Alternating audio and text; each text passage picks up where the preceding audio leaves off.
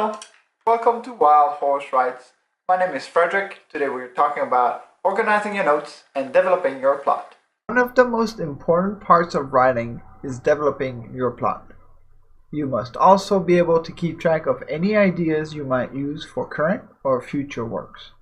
There are hundreds of workbooks and online resources available to assist with plotting and organizing, but the methods presented here are some of the simplest and most cost-efficient. Use index cards.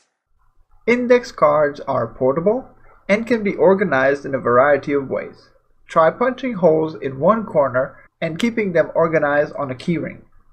Buy a small index card box or be creative and craft your own. You can also attach them to the page of a large book using scrapbook adhesive.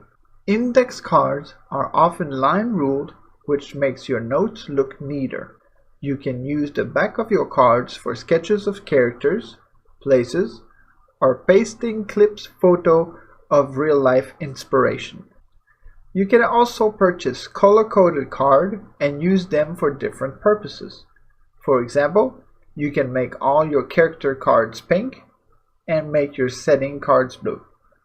Using index cards can help you organize your plot. Try summarizing each scene on a card and arrange them in order of events. When you have finished, it should be easy for you to ascertain which scenes are necessary and which scenes are just fluff. If you can remove a card without damaging the overall plot, it's probably just fluff. Use plot sheets.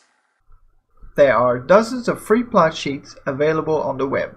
Some writers respond better to structure. Make a notebook.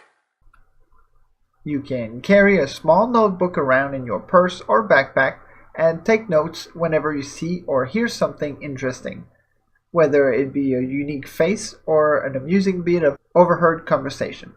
You can also create your own megabook or binder for each of your stories.